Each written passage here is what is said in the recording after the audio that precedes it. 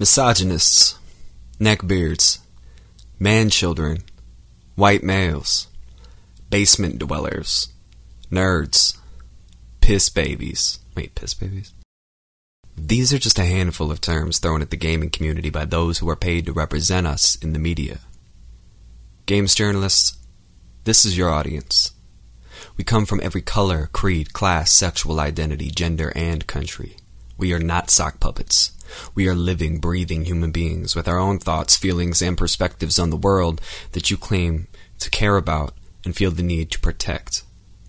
We have the same emotional attachment to gaming as you, and we're asking you to stop using us to further your personal beliefs or change the topic at hand. We're aware that the entirety of this issue may have begun around the personal life of a specific woman, and we're aware that the origins of this debate may have begun with the unfair invasion of privacy of certain people and harassment.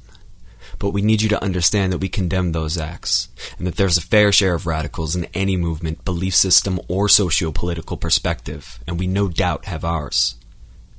But for many of us, this is not about keeping women out of video games or forming some kind of boys-only club. This is about keeping video games journalism about video games. If we want the medium we fell in love with to progress, we must first assure that those who have the loudest voices in its community are held to the same standards of ethics as any other news organization on the planet. We understand that you're a niche industry, and we understand that it may in fact be difficult to prevent personal relationships from occurring. But we also understand that disclosure, oversight, common sense, and a strong dedication to journalistic principles can prevent any conflict of interest from arising again in the future. Because at the end of the day, we can only take your word for it. This is not about feminism for many of us, and this is not about misogyny. This is us asking you to recognize a sizable amount of your audience asking for change. Many of us even share your views on the world, but we come to you for video games. And to date, very few major gaming outlets have even run a single story about gamergate or notyourshield without attempting to paint them as sexist, misogynist savages. And considering that so many of us are not, it's just unfair. Alright, so imagine a taco shop. Now, it's weird, but just a taco shop. And we love that taco shop. And when we come to that taco shop at the end of a very long day, we're there for one thing. Tacos. But imagine if one day, the clerk behind the counter at the taco shop kept trying to push us to eat a burger instead. Well, we might like burgers, or we might hate burgers. Our opinions on burgers don't really matter because we came to the taco shop for one thing. Tacos. Now, if over time they started putting a burger or two in the bag and they told you it was full of tacos, well, that's kind of weird, I guess, but not a huge deal after all, because, we still got the one thing that we came for at the end of the day, which was tacos.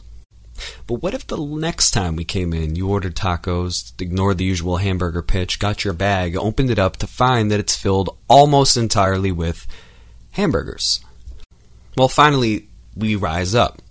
And all the patrons in the taco shop say, hey, look, we came here for tacos, and you guys might even have the means to make hamburgers, and maybe some of you are hamburger aficionados, but at the end of the day, we only came here for one reason, and that's that we love your tacos, so can we just go back to eating tacos again?